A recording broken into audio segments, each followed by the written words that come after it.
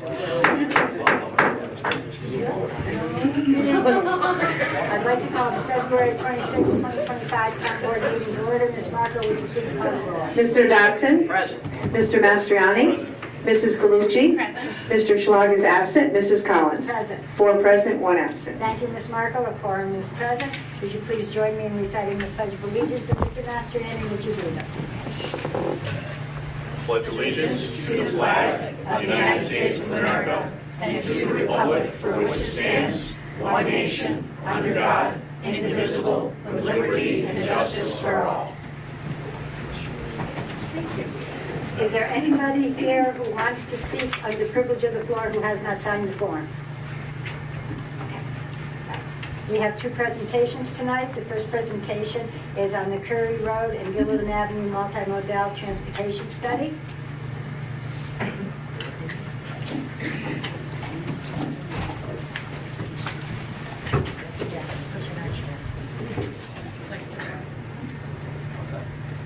We are. All right. Good evening, and thank you for allowing us the opportunity to be here tonight. My name is Matthew Collingwood. I'm a project manager with JMT. With me, I have Cameron Carley. He's a transportation planner, also with JMT. And we're here to present our work on the Curry Road and Gilderland Ave multimodal study. On our agenda, we'll take you through a quick project overview. We'll give a summary of our public engagement efforts over the past year. And then we'll cover some of the highlights of our recommendations that are in the actual report document. And then we'll discuss some implementation steps and take any questions you may have at the end. Project overview. Project background. This project is funded by the town of Rotterdam in coordination with the Capital Region Transportation Council. It was through the 2023-2024 Unified Planning Work Program. Work on this project began exactly a year ago, back in February 2024. The major tasks that were included with this project included a baseline corridor assessment, which was a deep dive into the existing conditions of the corridor, followed by some multiple public engagement events that we'll get into to get some public input on the project. All of that was summarized with our analysis in a multimodal study report, which highlights our recommendations. And our final task was our final public review, which we held, I believe, a couple months ago right in this room, for any final comments on the project, and culminating in our presentation to you, which is what we're here to do tonight.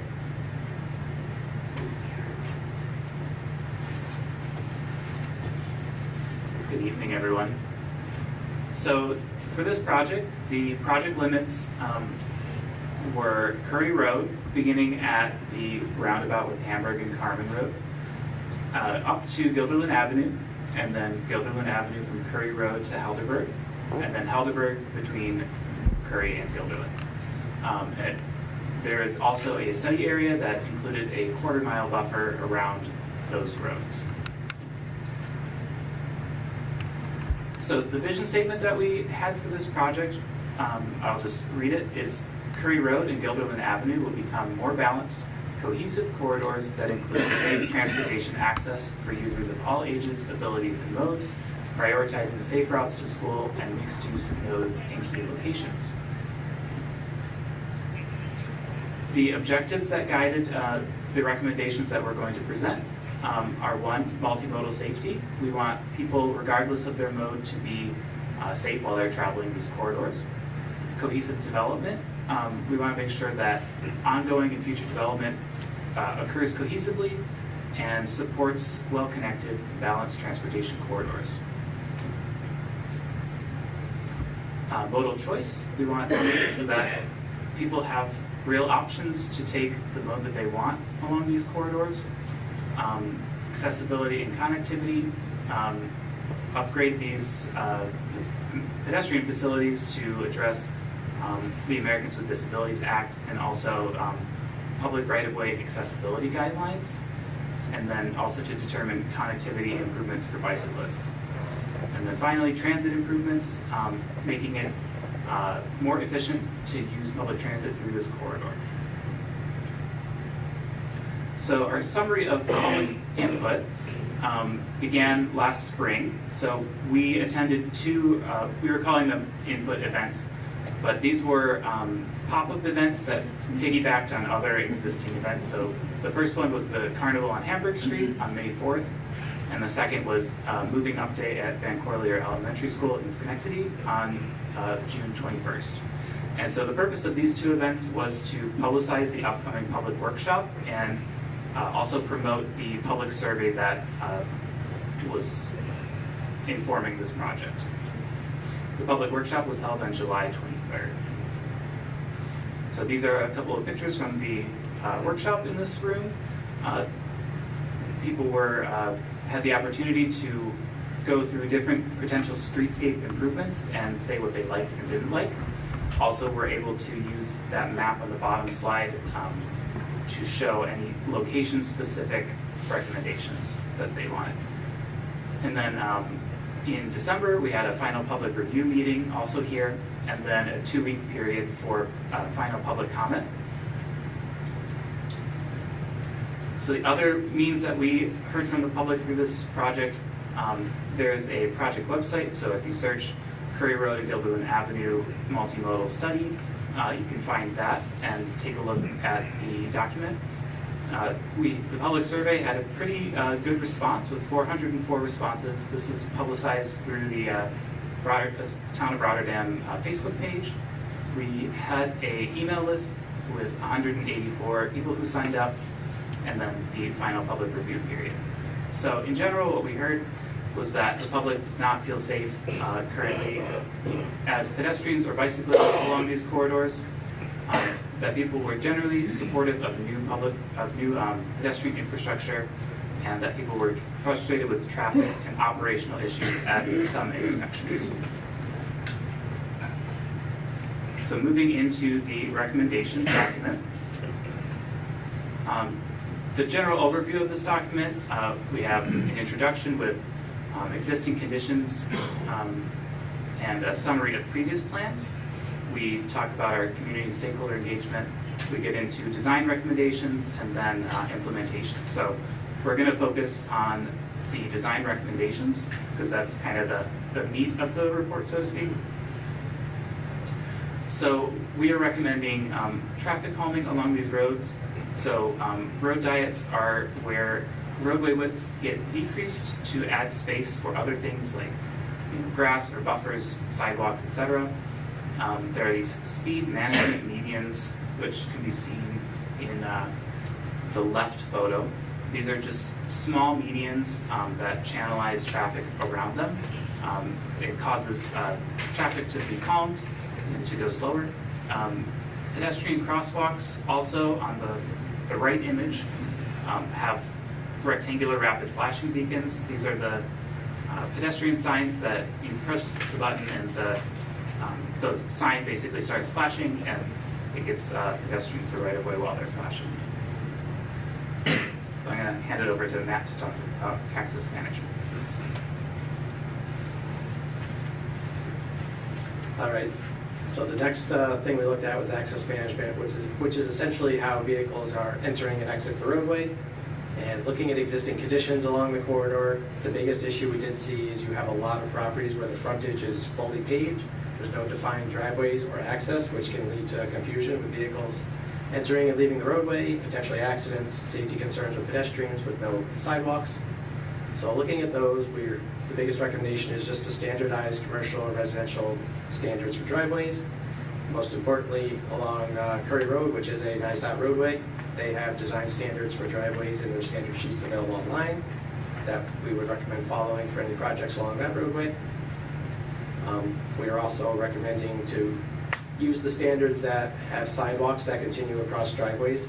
Essentially, these are the sidewalks don't terminate at the asphalt driveways, they actually continue across them. So we're kind of giving precedence to the pedestrians, giving them a uniform walking surface versus the vehicles with full paved driveway. And then also any future developments should look at opportunities for interior roadways or combining driveways to have access to multiple properties from one driveway to reduce these access points and potential areas for accidents. Next, we looked at the intersections, the 5 major intersections in our study area. There's 5 signalized areas. Easternmost is at Fort Hunter Road along Curry, and then we have the Altamont and Heldberg intersections, Gilliland Ave at Curry, and then Gilliland and Helderberg to the north. So looking at these intersections, we did some analysis on the existing conditions, and we came up with some short-term recommendations, which are realistically could be implemented in the first 1 to 5 years. These are things such as reviewing signal timing, looking at leading pedestrian intervals for pedestrians, crossings, and ADA compliance. Also, things such as signal indication backplates, which you see on the traffic signals at the Altamont and Helderberg intersections. And then long-term, we're looking at things that are 10 years out. These are more big-ticket items that are going to need some more planning and funding involved. And what we looked at these intersections, we reviewed the level of service, safety, mobility, and we looked at the feasibility for roundabouts in these intersections. So the next 2 slides, I'll go through 2 of the areas that had the most input and interest. The first area is at Curry Road at Altamont and Helderberg. We combined these into one area just because of the close proximity. So really in the short term, with NISDOT just coming through and doing their projects through here, in the short term, we're kind of recommending let things be as they are. The level of service, it was about halfway through our study when they implemented this work. So we did review what they did based on their analysis and level of service. There should be an improvement to operations at these intersections. We know there was a lot of concern with the new operations and the different signal phasing, but the recommendation is let it be for a couple of years and then revisit the operation, see if we're seeing improvements in crashes and operational. People started to figure it out. So it's kind of a wait and see and then go from there on that one. Long term, we looked at the feasibility of dual lane roundabouts at this, 2 double lane roundabouts side by side here. And looking at the future traffic projections and level of service, we do think this would provide an improvement to function in this area, and it would also come with all the benefits of a roundabout for safety. So that is one of the recommendations you will see in a little bit more detail in the report. The other location I wanted to touch on was the Gilliland Ave intersection with Curry Road. Here we have some more recommendations in the short term. We're looking at possibility of a split phase signal to help eliminate the conflicts with left turns with oncoming traffic in the north and south direction. Also looking at increasing left storage bays in the east and west direction where you sometimes have backups where turning vehicles are backing up through traffic.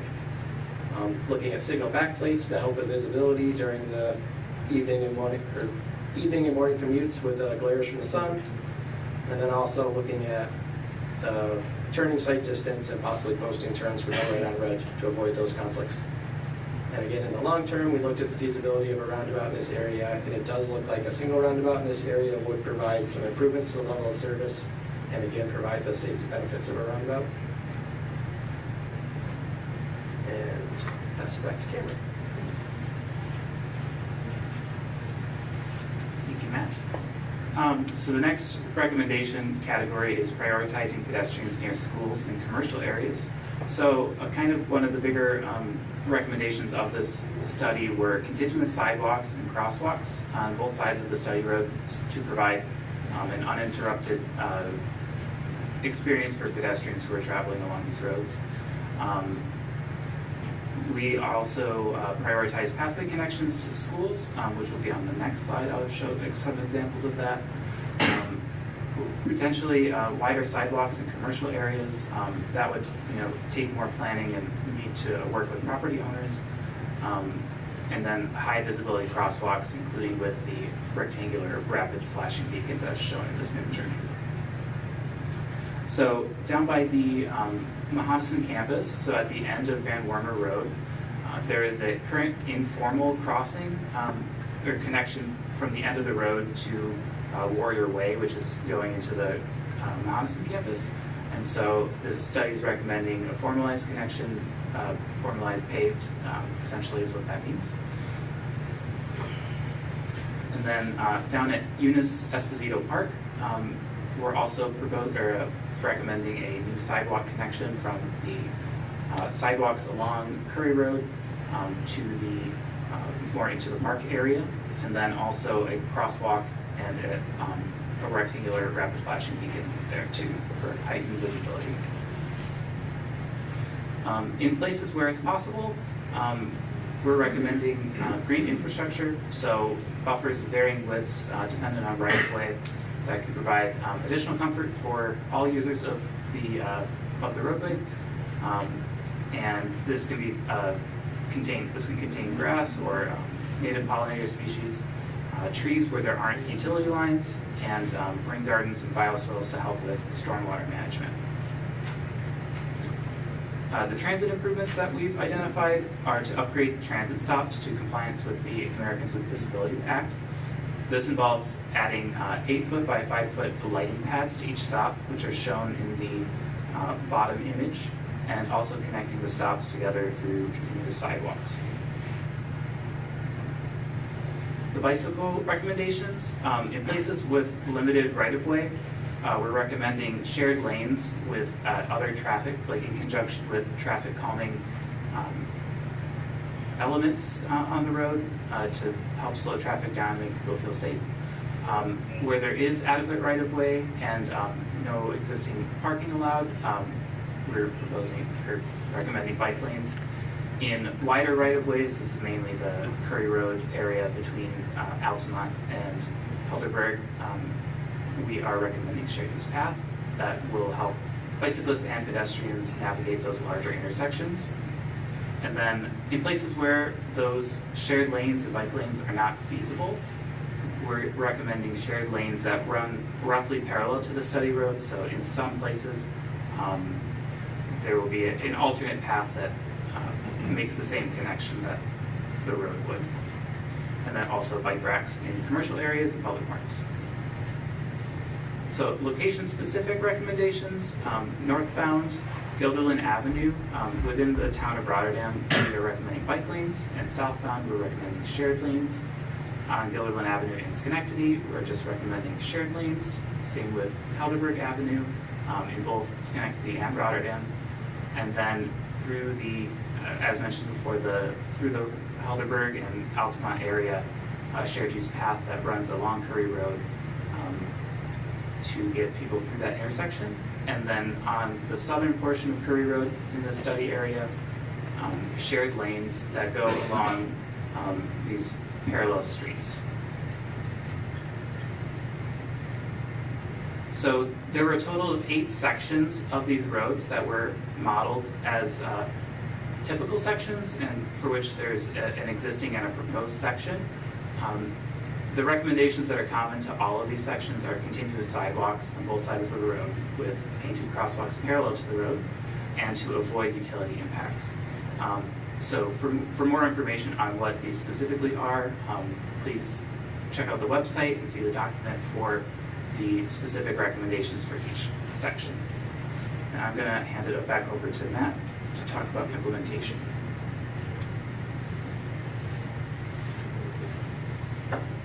All right, so now we're at the point where we're moving forward.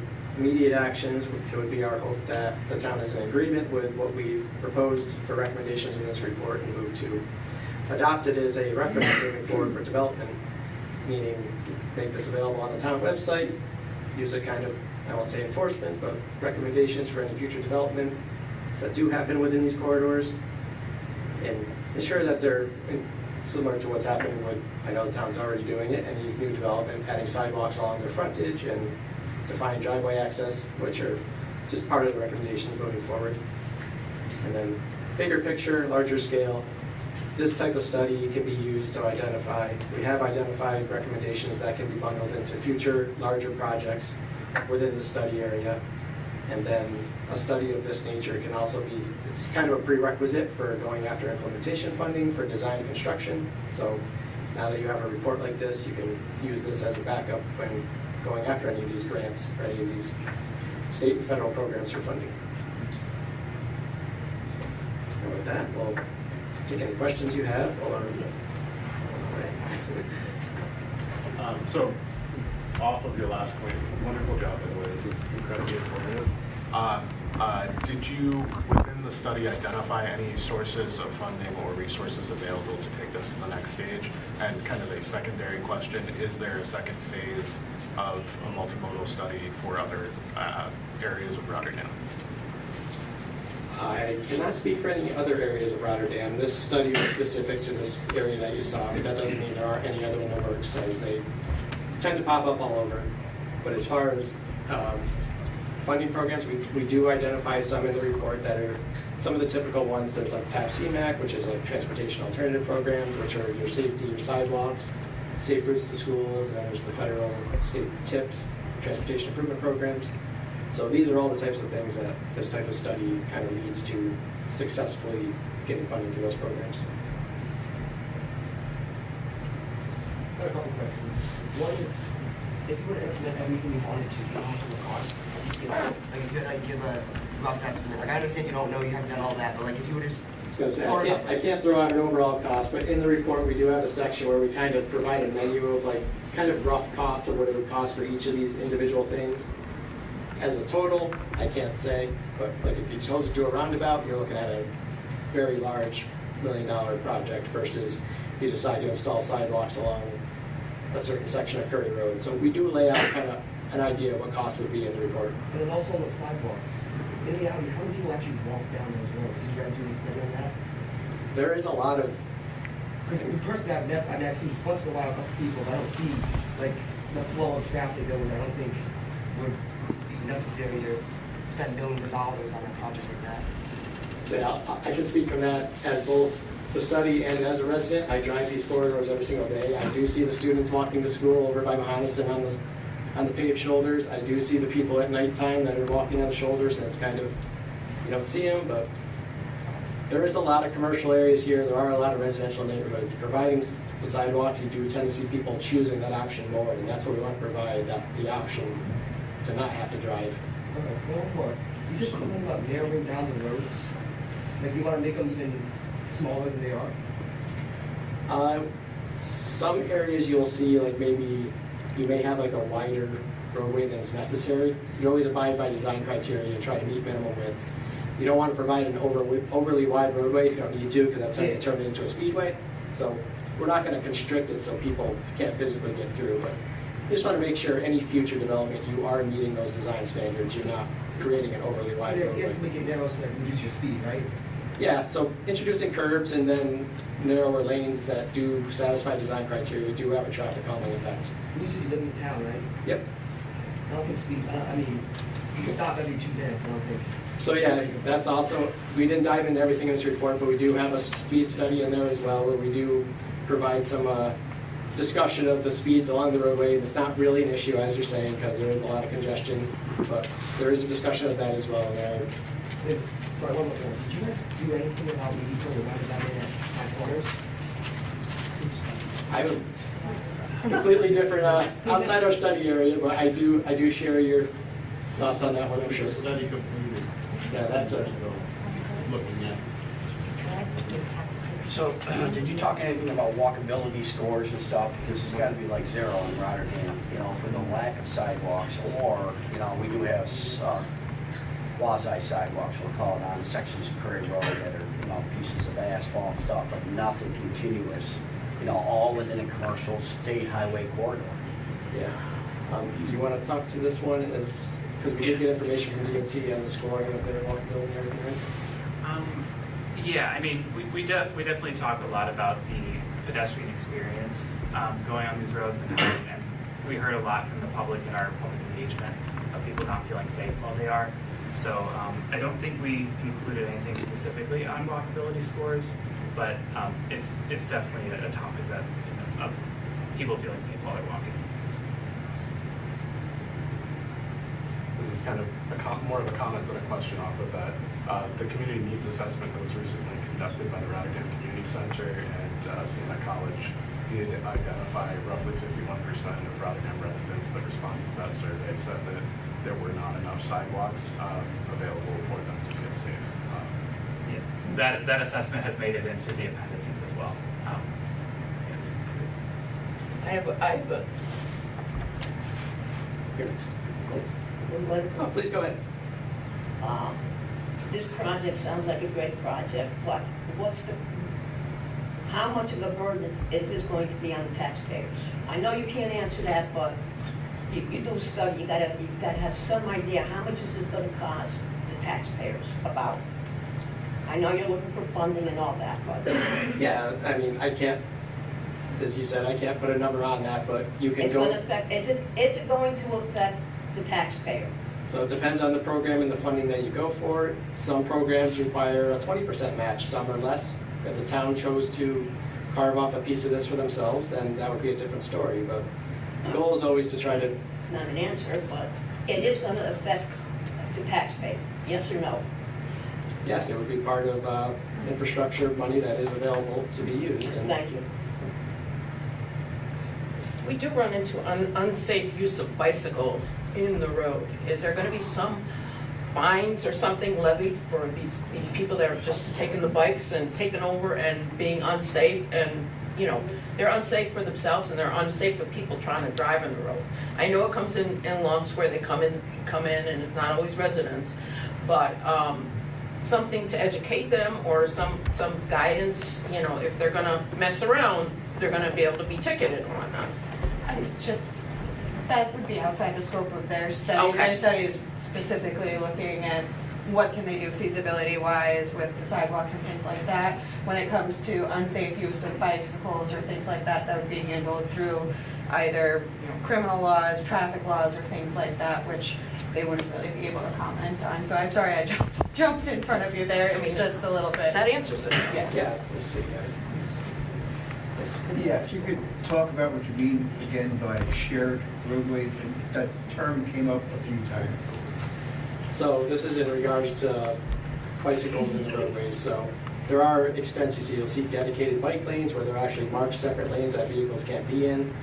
Shared is when you see those share rows, it's like a larger bike with a bigger arrow on it, and it'll actually be in the travel lane with signage on the roadway. And these are areas where you've implemented ways to kind of calm traffic and slow it down, and kind of shares the roadway with the bicyclists, so they're legally allowed to be in the traffic lane. So it's, sometimes you provide a wider lane so the vehicles can pass where it's safe.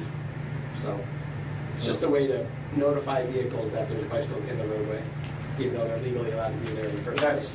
That was my point, because there are points in And that goes back to kind of on the bicycle where you really don't have a good alternative except to be in the road. If you're a pistol, would you speed, like just take down the speed sign you have like right now and take it down by 5 miles per hour?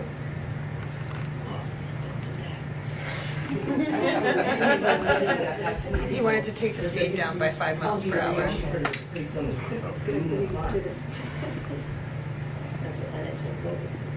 Yeah, just because you change the sign doesn't necessarily change the speed, and then that gets more into the enforcement side of it. The physical changes of curbing roadways and restricting widths with these projects is more of a proven method that does have an effect on vehicles to slow them down.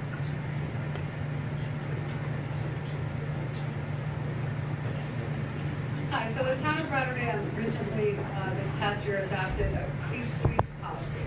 How does this tie into complete streets? So a lot of these recommendations are pieces that bring these together. It is more of a complete street. We want the sidewalks, we want the bikes, we want the vehicles. That's kind of the essence of the complete street. We bring in the landscaping, make it a more welcoming environment, no matter what your choice of travel is, bicycle, walking, vehicle. And that's kind of the essence of the complete street. And these recommendations, if you put them together, that does touch on every aspect of that. And the complete streets was something that the state mandated for all towns? I can't speak to it being, it is here. Yeah. Thank you.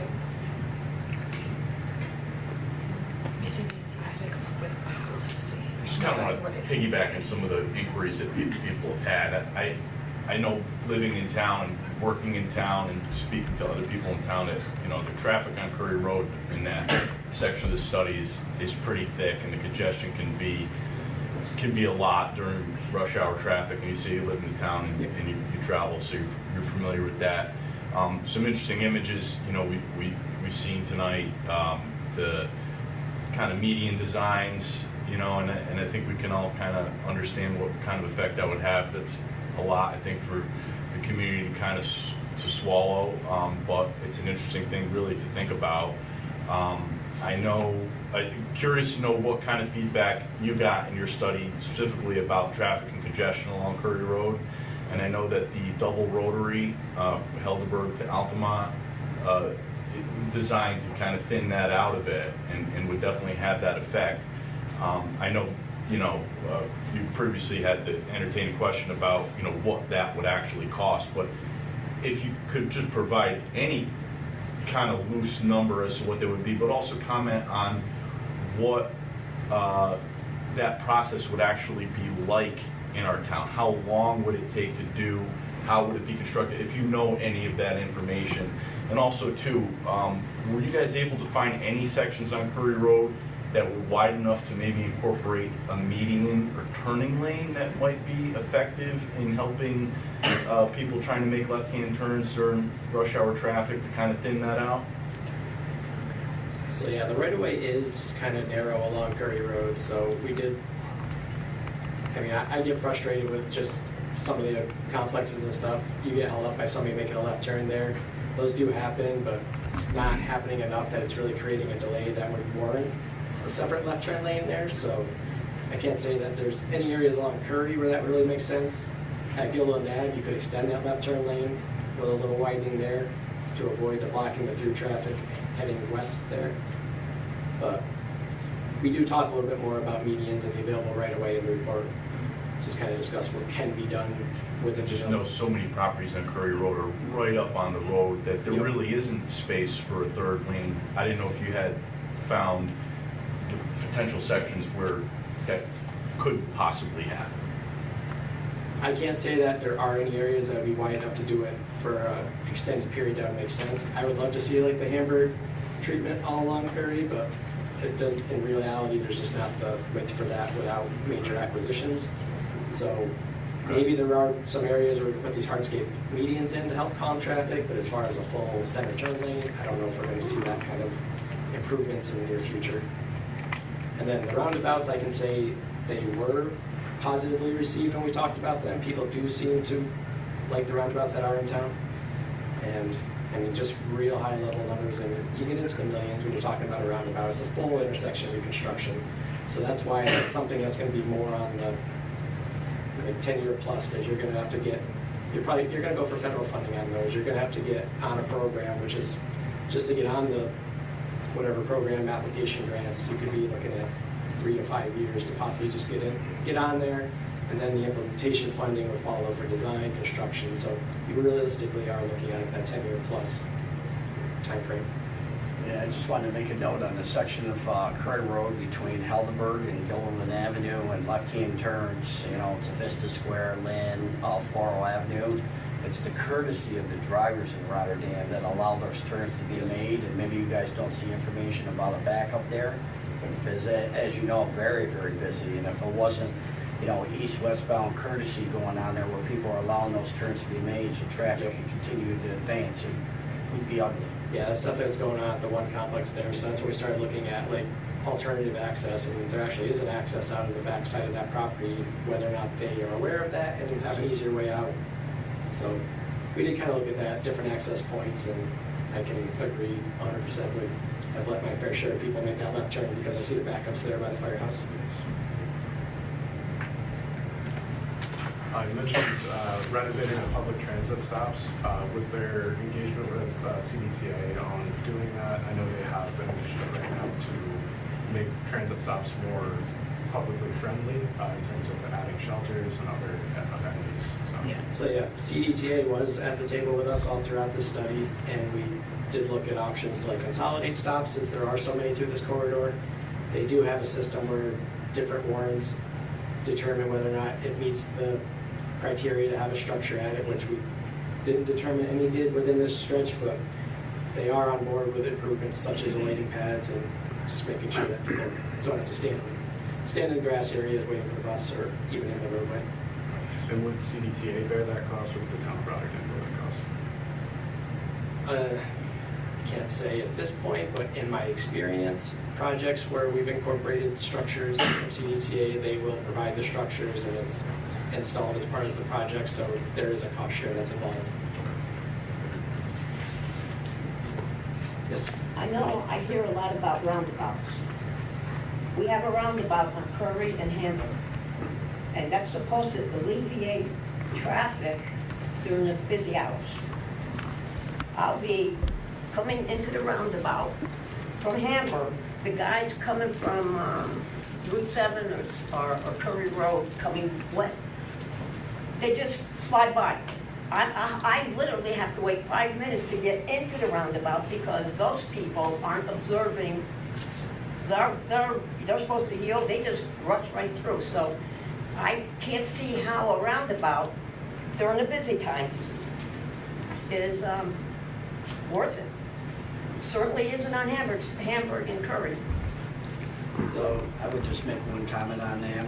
If you've been in Rotterdam and had, when there was a traffic signal there, now this roundabout is awesome compared to the way it used to be in our mind. Yep. And the fact that traffic does flow through there. And I agree with Brenda, and there are times where the traffic just goes where, you know, if you're in the opposing lane, and you want to get in there, it gets dicey.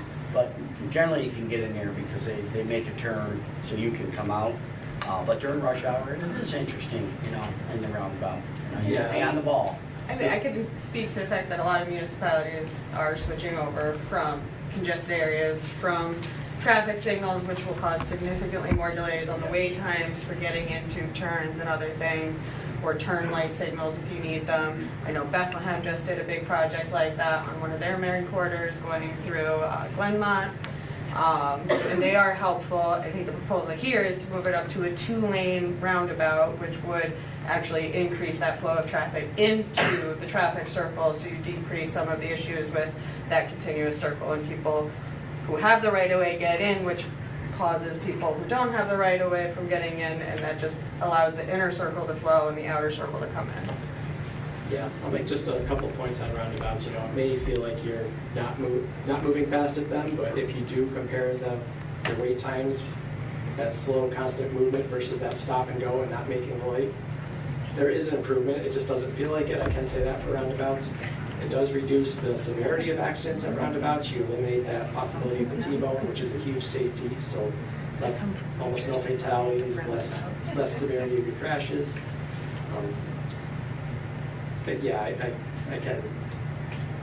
we get that question a lot, that roundabouts just don't seem like they're more efficient. Even though if you do dive into the analysis, they do show improvements in level of service. Most of the time, the roundabouts might work. I think the problem is drivers do not know how to use the roundabout. They need to be educated on how to drive through. They're coming this way, they just keep going and going and going.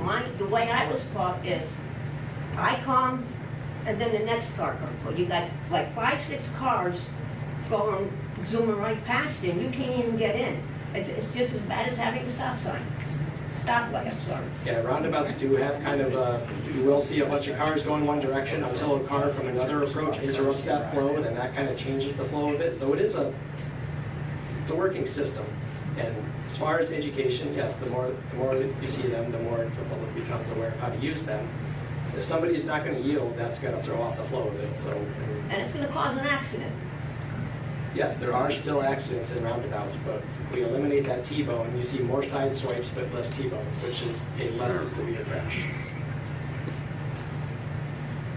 Can you share any insights you guys have about the future regarding driverless cars? Is that anything, when you do studies like this one, do you guys factor that in at all? And what should we look to and what should we expect in the next 10, 20 years? I wish I knew. I could say you won't be seeing any fully driverless car systems where the impact of your question will actually be implemented on roads probably within the next 10 to 15 years. it would be way longer than that, because for that system to work, you need every single car to be able to communicate with each other. You need to eliminate human error from the equation, which means you need to get the human population to agree to give up driving and give it to the car. It's a system, plus the roadways have to be redesigned. It's a bigger issue than it can get touted as sometimes, so I don't foresee us having any issues with fully automated driverless cars in the near future. So you touched on what I was thinking there. Yeah, infrastructure is just not. It's just not there, and it won't be for a while.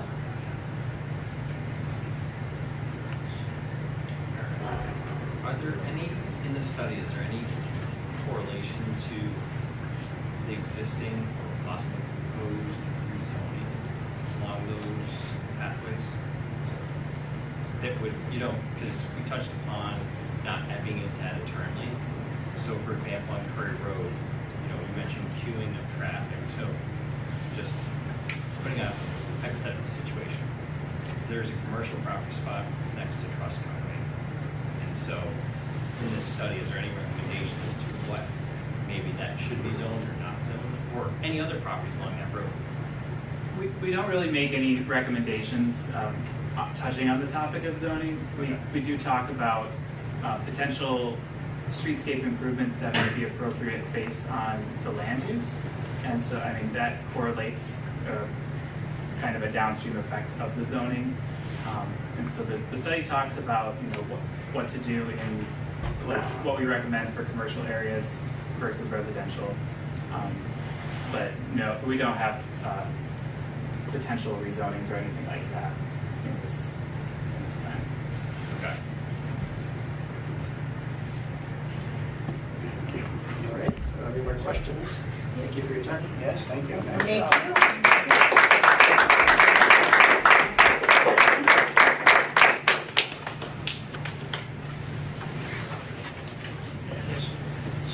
All right, good evening. I guess I don't know if I'm better off or worse off being after the transportation study. We'll see how it goes. So my name is Dan Brudos, and for the last 2 years I've been on the Energy Advisory Committee. We've put a number of code proposals before the board. Tonight's proposal is on the battery code. I'm not going to be exhaustive in every detail that's in the code. I'm going to try and hit the high points. It's not that exciting, but it is important. And so we're going to try and get through that. There we go. So a quick primer on batteries. There are literally hundreds of different ways you can put chemicals together to get them to store electricity. Zinc carbon batteries, for those of you that are as perhaps experienced as I am, you might remember opening up a flashlight as a 8 or 9-year-old, and everything was all gooey inside, and the batteries had leaked and the flashlight was no good. That would be a zinc carbon battery.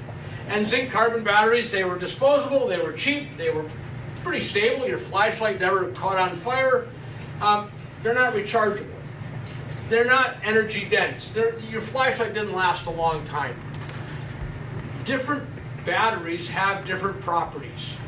So along came alkaline batteries, and that's what we use mostly today. Lead acid batteries are in your car. They put out a very high current, which is necessary to get the starter motor going to start your car. They do self-discharge. If you know that if you just leave your car sitting there and you go to start it 3 months later, your battery's dead. Well, that's not a good thing in some cases. They don't really scale well. You can't put 10 car batteries together and have a useful big battery system. Lead acid just doesn't lend itself to that. Tonight we're going to talk mostly about lithium batteries. Lithium batteries come in all sorts of different flavors. Depending on what you mix the lithium with, you get different properties of the battery. And so sometimes you want the battery to do this, and so you put together a different combination. Lithium batteries in general are very rechargeable. That's really good. They can be quickly recharged. That's also really good.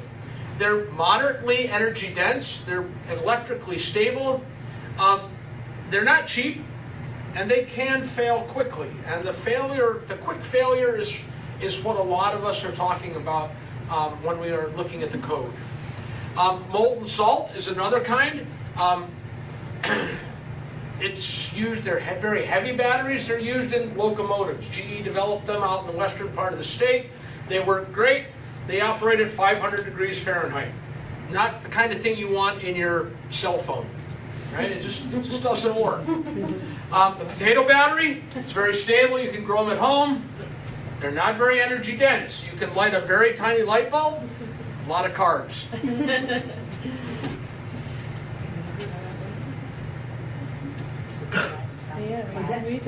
So when we start talking about batteries, size matters, and that's important. Earbuds there have little tiny lithium batteries in them. The Tesla Powerwall would be the next sort of the larger size, and that's the smallest thing that we look at as a town at the code. And you'll see that picture again later on. That's the Moss Landing battery storage site in Southern California. It was the largest one in the world until they had a fire. It's probably still the largest one in the world. It's just they don't all work anymore. So not regulated by the town. We're not looking at regulating cars, power tools, cell phones, any of those things. Those all have batteries in them. And most of those batteries are lithium-ion batteries of some sort. They can be hazardous. They're mostly regulated by the state or the feds. There's really no reason for us to get involved. They can cause fires, but the hazards are usually confined to the garage, or in the case of my radio control airplane batteries, I keep them in a metal toolbox because they can catch fire, and that way it's contained to the metal toolbox. So the first level of battery that we are proposing to regulate are SBES, Small Battery Energy Storage Systems. They would be a residential or for a small business. Examples of them, you may have heard of a Tesla Powerwall. They're also made by LG. I believe Honda makes some. One unit provides power for one house for about half a day.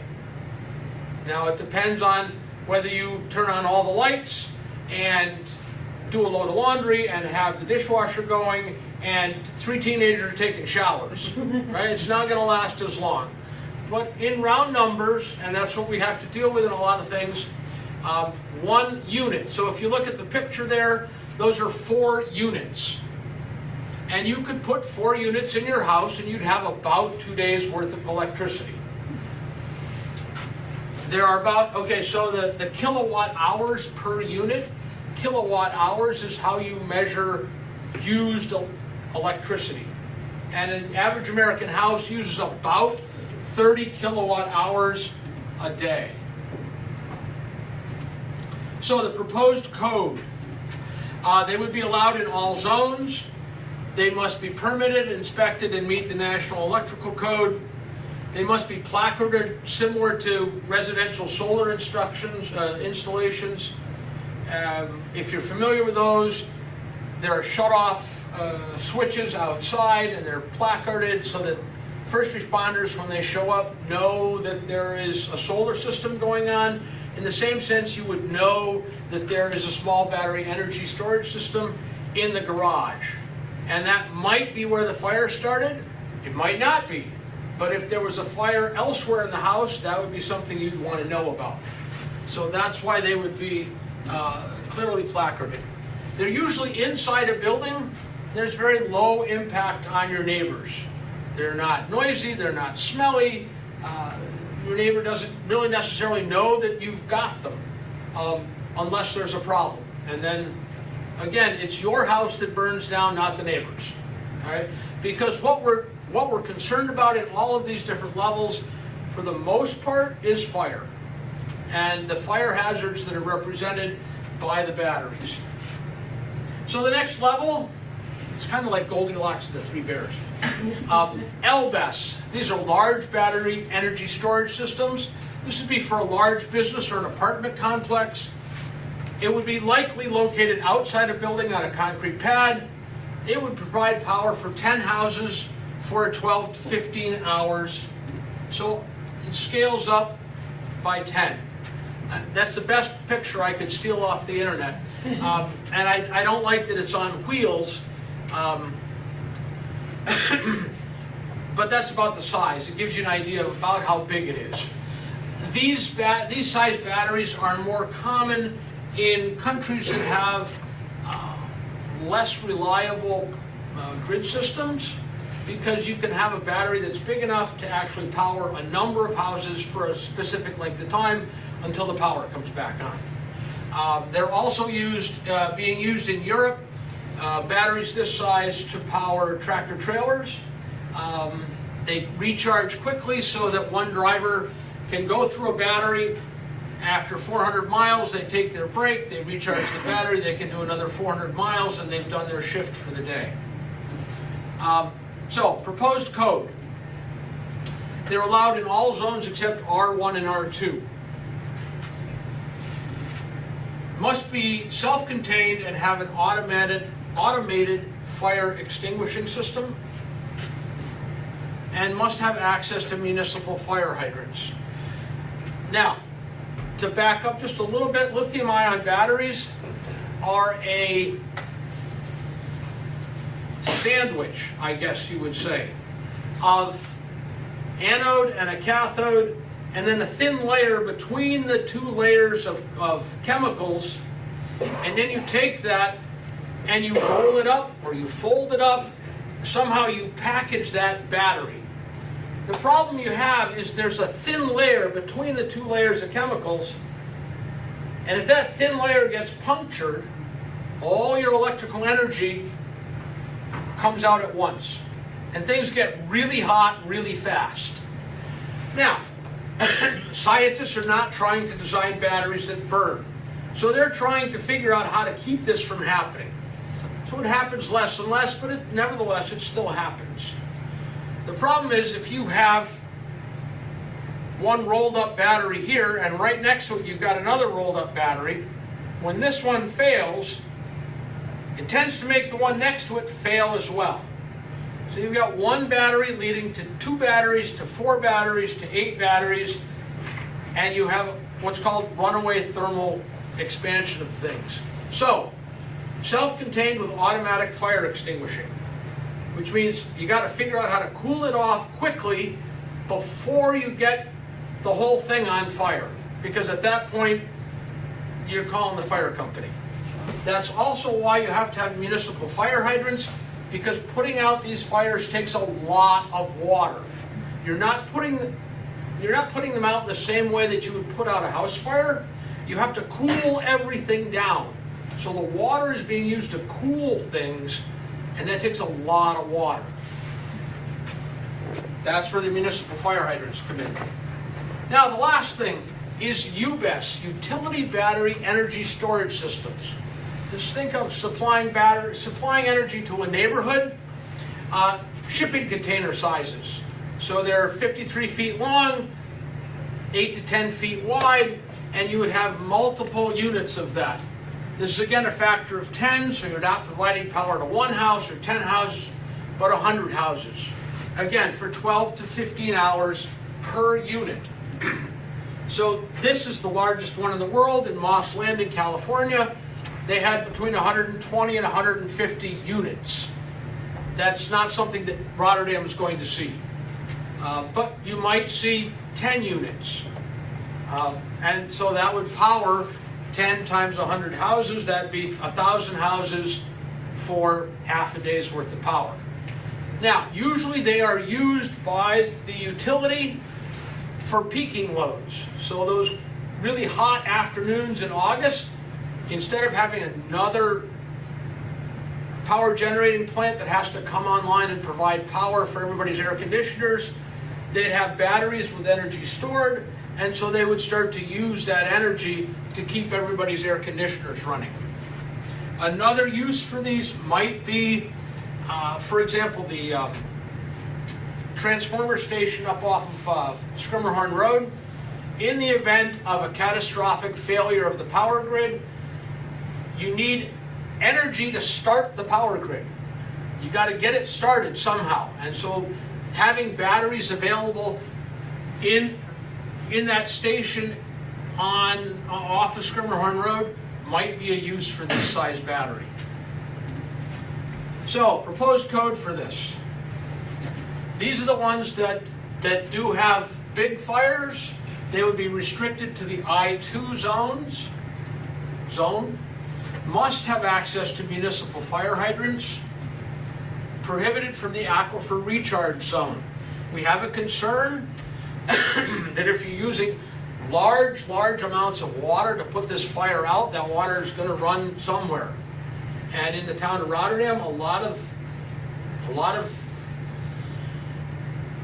the town at the bottom is the aquifer. And so if you've got water coming down off of one of these fires that's been used to put it out, you don't want it running in the aquifer. And must have on-site trained personnel. One of the big concerns that we have is if you have a battery fire and it's out in the western part of the town, you have me show up to put it out. I'm a volunteer firefighter with Plotterkill. I may not know exactly what has to happen because I don't know what's going on and what the exact chemical composition of your battery is. And yeah, I've been trained maybe 2 or 3 years ago. Maybe I remembered that, maybe I don't. So we want on-site trained personnel who really know what the right thing to do is if there is a problem. And usually these are grid tied. The other batteries are not necessarily grid tied. If you have a power wall in your house, you can cut your house off from the grid and you power your house for 12 to 15 hours. If you have an LBES, the folks at the net zero apartment complexes there, they might store their extra solar energy in their LBES and then use it at night. But these are usually grid tied. All right, this is where our concerns are, these large batteries. UBES fires are uncommon. When they do occur, it's a big deal. Instead of using thousands of gallons, they may use tens of thousands of gallons over many days to keep them cool. As an example, an EV car battery fire can take as much water to extinguish as a fully involved house fire. It takes a lot of water over a long period of time to keep things cool because it's the heat that's causing the fire. A U.S. fire would likely stress the town's water supply. Now, the town of Rotterdam has a lot of water. The aquifer isn't going to run dry. But the town of Rotterdam's water infrastructure is a lot of 6-inch pipes. And if you're pulling water out of a couple of those 6-inch pipes, somebody's not going to have a lot of water pressure. All right, so it's going to stress the town's water supply. Firefighting foam is not useful for extinguishing lithium-ion fires. Firefighting foam is good at a lot of things, and it's designed to put out house fires. When some of the lithium-ion batteries go off, they make their own oxygen. So smothering it with foam doesn't work because it's producing its own oxygen. Foam is also not good at cooling. It's good at insulating. So if my house is on fire, we'll put foam on the neighboring house because that'll keep the neighboring house from getting too hot from my house fire. But that's not what what you need to have to put out a lithium-ion fire. You need a lot of water. Toxic fume plumes, say that 3 times fast, can extend for thousands of feet, so you got to be careful where you put these things. What's downwind of it, and who knows which way the wind's going to be blowing when the thing does catch fire. Protecting the aquifer is vital to Rotterdam and Schenectady. The volume of runoff water from a fire could impact the aquifer. UBES technology is changing rapidly. So to give you an example, some of the batteries When they caught fire, before they caught fire, they produced hydrogen. Well, hydrogen is explosive, and the shipping containers blew out all over the place. So they put a blast door on the top. Well, that solved the problem. The blast went up, the shipping container remained intact. They're working to reduce the amount of water needed to cool the batteries. They're working to try to understand how they can detect the first one that gets too hot and stop it right there when the heat is only in this big a space, instead of waiting until it takes up the whole shipping container. So, that's it.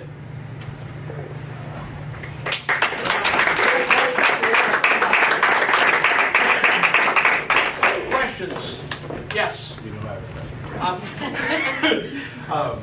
So, first of all, great job. I know you guys are a team of volunteers.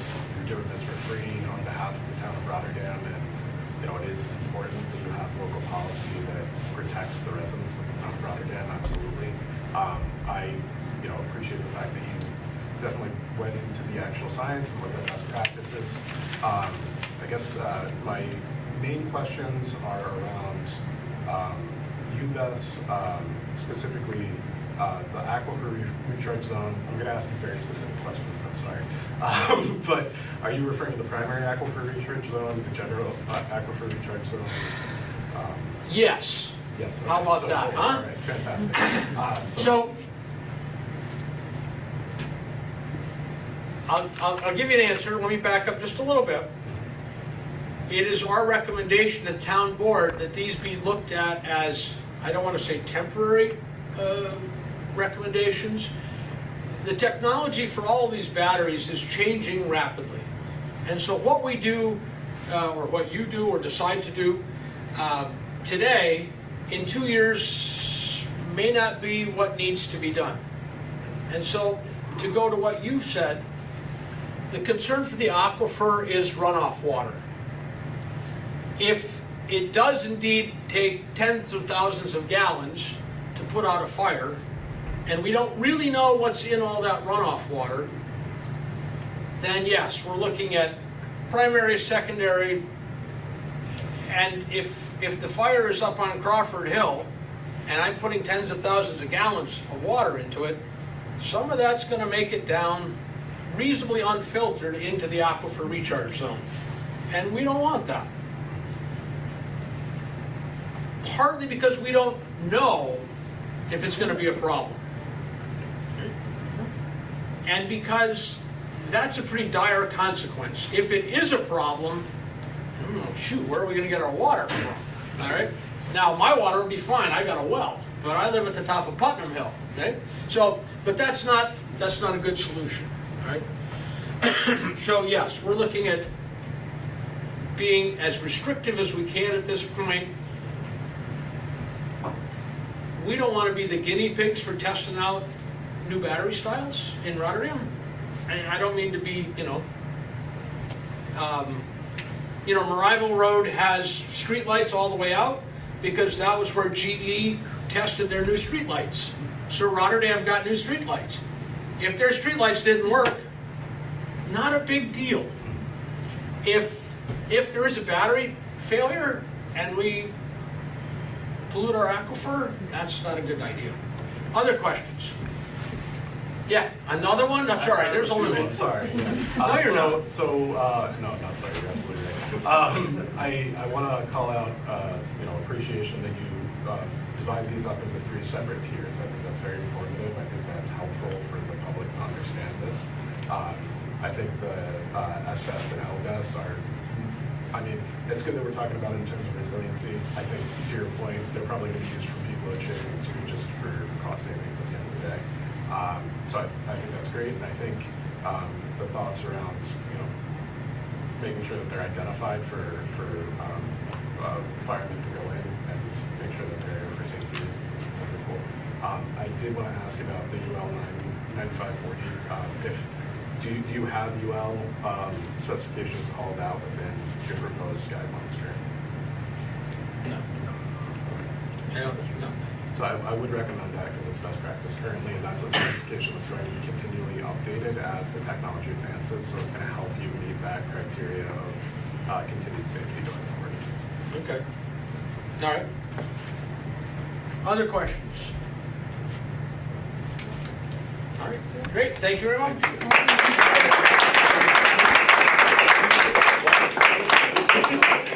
have any questions?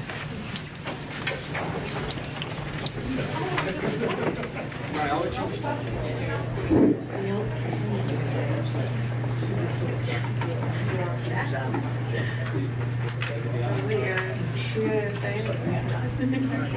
So we've had our two presentations, and I thank everybody who did it. I think it was an excellent job for both presentations. Yes.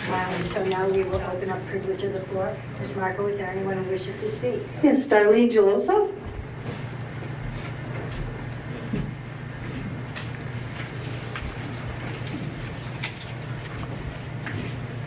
Good evening, everybody. I'm Darlene Geloso. I live on Perkins Street. Our town has a gem of the community center, and they, as you heard, they just finished their assessment of needs in Rotterdam, which some of it we did cover. And the one thing was, when we got together and came to some conclusions, it's something that the board needs to work a lot closer, because with the economic situation that's coming along, residents are going to be in trouble. They're going to be in more needs than ever. And the thing of it is, I'm glad you recommended the SNAP benefits, but we don't know what's coming down to federal level. It's going to come down to state and local people to make up the difference. Because if not, people are going to be homeless. People are not going to have medication. They're not going to be able to have resources to live their lives. Education's going to be affected, okay? And this is a gem we have in our town. It's something that needs to be expanded, and it's a good thing to coordinate with them. And I just want to read a couple things here. The right of every family to a decent home, the right to adequate medical care and the opportunity to achieve and enjoy good health, the right to adequate protection from economic fears, old age, sickness, accidents, and unemployment, the right to a good education.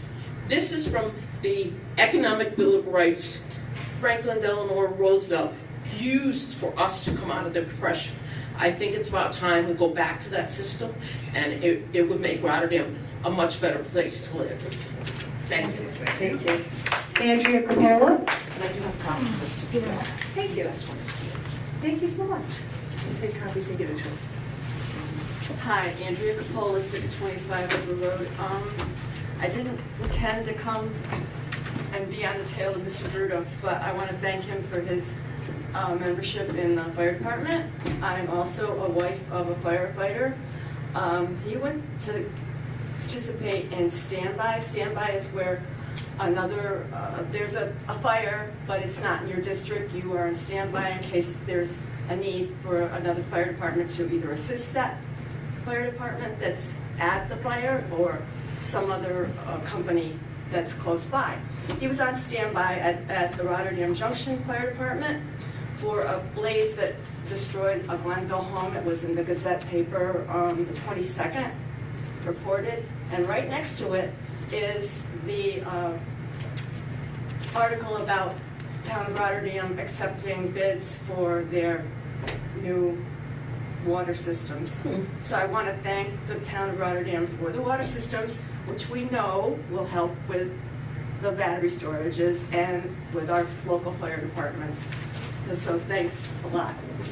And I know we're in dire straits with the people that are having tough times, but gotta cry once, I guess, huh?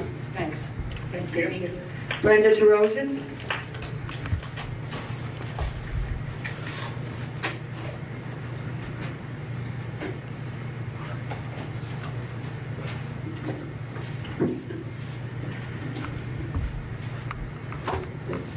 Got a couple of things. Because we haven't touched upon the Water District 5 grant, the $34 million grant, and it showed up in the Gazette today, or a couple of days ago. And Yeah, since the board doesn't listen to the residents, and so I got that.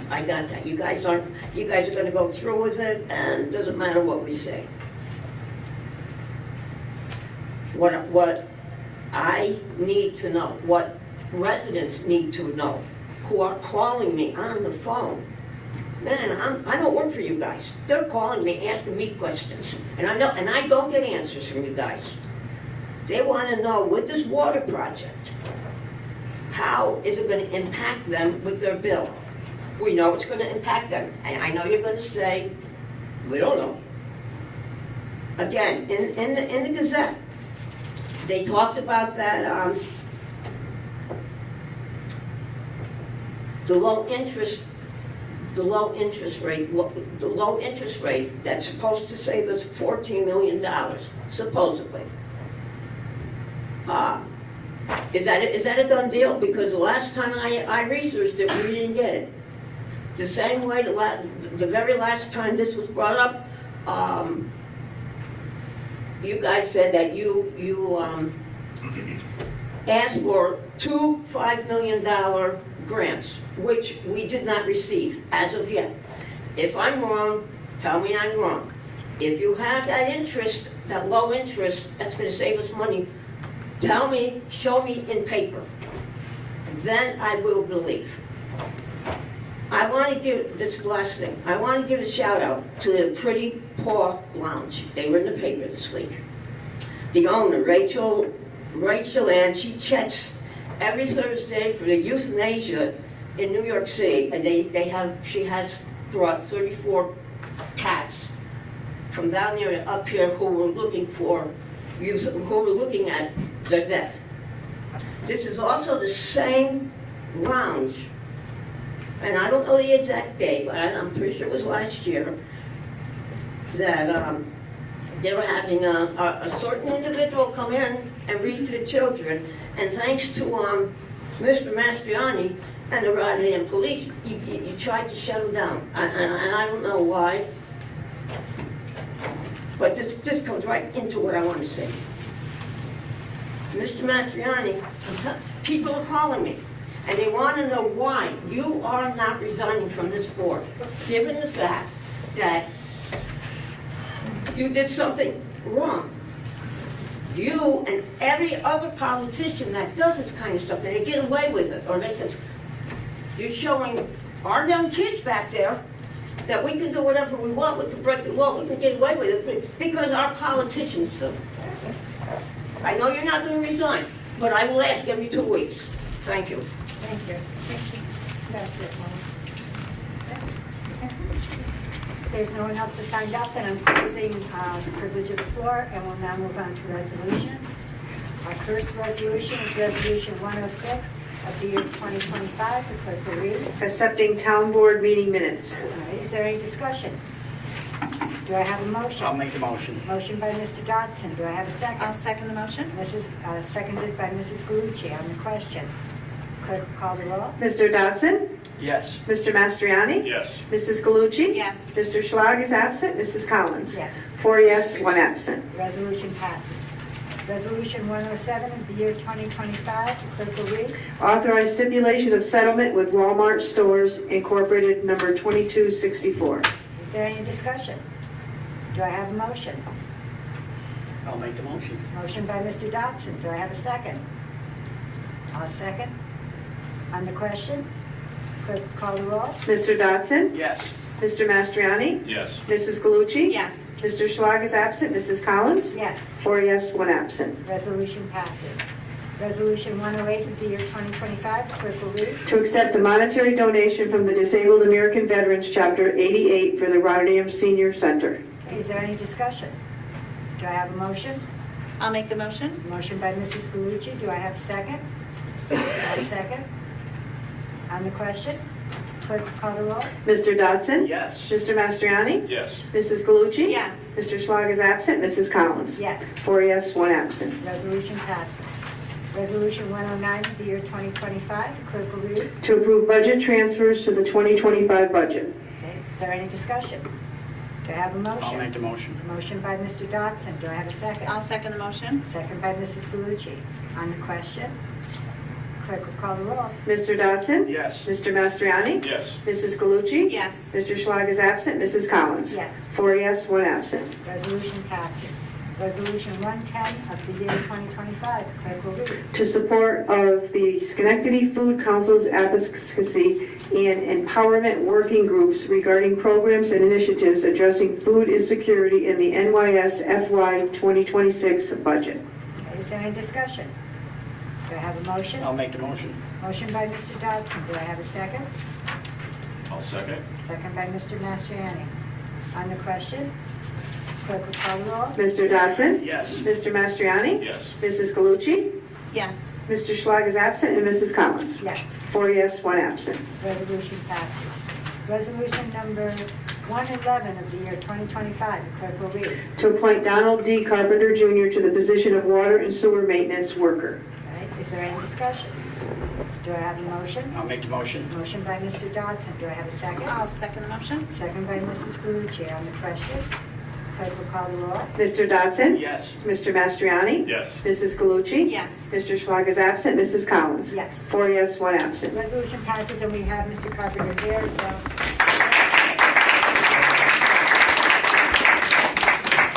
Thank you for coming. Thank you. Our next resolution is Resolution 112 of the year 2025. Clerk will read. To negotiate and execute an agreement with Consulting Engineers Incorporated for change of work order number 1, time extension due to the inclement weather. Okay, is there any discussion? Do I have a motion? I'll make the motion. Motion by Mr. Dodson. Do I have a second? I'll second the motion. Second by Mrs. Galucci. On the question, clerk will call the roll. Mr. Dodson? Yes. Mr. Mastriani? Yes. Mrs. Galucci? Yes. Mr. Schlag is absent. Mrs. Collins? Yes. 4 yes, 1 absent. Resolution passes. Resolution 113 of the year 2025. Clerk will read. To negotiate and execute an agreement with Labella Associates DBC PC for professional engineering services related to the 2025 town designated engineer. Is there any discussion? Do I have a motion? I'll make the motion. Motion by Mr. Dodson. Do I have a second? I'll second the motion. Second by Mrs. Galucci. On the question, clerk will call the roll. Mr. Dodson? Yes. Mr. Mastriani? Yes. Mrs. Galucci? Yes. Mr. Schlag is absent. Mrs. Collins? Yes. 4 yes, 1 absent. Resolution passes. Resolution 114 of the year 2025. The clerk will read. To sign a contract for purchase and sale of property at 369 DeWaynesburg Road, Schenectady, New York, 12306. Is there any discussion? Do I have a motion? I'll make the motion. Motion by Mr. Dodson. Do I have a second? I'll second. Second by Mr. Mastriani. On the question, clerk will call the roll. Mr. Dodson? Yes. Mr. Mastriani? Yes. Mrs. Galucci? Yes. Mr. Schlag is absent, and Mrs. Collins? Yes. 4 yes, 1 absent. Resolution passes. Resolution 115 of the year 2025. The clerk will read. To appoint members of the Town of Rotterdam Conservation Advisory Council. Is there any discussion? Do I have a motion? I'll make the motion. Motion by Mrs. Galucci. Do I have a second? I'll second. Second by Mr. Mastriani. On the question, clerk will call the roll. Mr. Dodson? Yes. Mr. Mastriani? Yes. Mrs. Galucci? Yes. Mr. Schlag is absent, Mrs. Collins? Yes. 4 yes, 1 absent. Resolution passes. Is Mr. Waters here? I'd like to, I have met him and I wanted to acknowledge him. Resolution 116 of the year 2025, the clerk will read. To accept bid and award contract for on-call electrical construction services. Is there any discussion? Do I have a motion? I'll make the motion. Motion by Mr. Dodson. Do I have a second? I'll second the motion. Second by Mrs. Galucci. On the question, clerk will call the roll. Mr. Dodson? Yes. Mr. Mastriani? Yes. Mrs. Galucci? Yes. Mr. Schlag is absent, Mrs. Collins? Yes. 4 yes, 1 absent. Resolution passes. And with that, that ends our resolutions for the evening. And so we'll go on to liaison reports. Does anyone on the board have anything they'd like to report? I have I just wanted to say thank you to the Energy Committee. You guys did a great job. I know Dan spoke, but this was truly a team effort, and it's been a long-standing, wonderful opportunity for all of us to get together. We started this committee with very different viewpoints, and you know, the last meeting, I just watched so many people. There's such a friendship that was created and such a diverse understanding of, you know, what's in front of us and the ability to say, you know, the vision that some things can change as time goes on and that we are open to changing with that. And so I wanted to just say, you know, I'm so proud to be your liaison and great things are to come. And from the Conservation Committee, you know, we're starting to work on the natural resource inventory, and we had that kickoff meeting, which I told you about. But we're really excited to see where that goes, and I want to again thank Bruce and many of the team members for all the work that has been done already to get us to this point, and to see the team so energized as we go forward. It's a good feeling. So thank you. Anyone else? Yeah, I'd like to follow up on that too. Thank you, Energy Committee. Very much appreciate you taking a very complicated topic, boiling it down in that presentation to something that can easily be understood with just common sense examples. Very well done. Thank you. Does anyone have anything under miscellaneous that they'd like to speak about?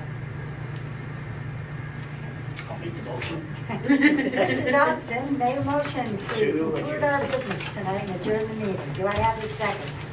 I'll second it. Second by Mrs. Coolidge.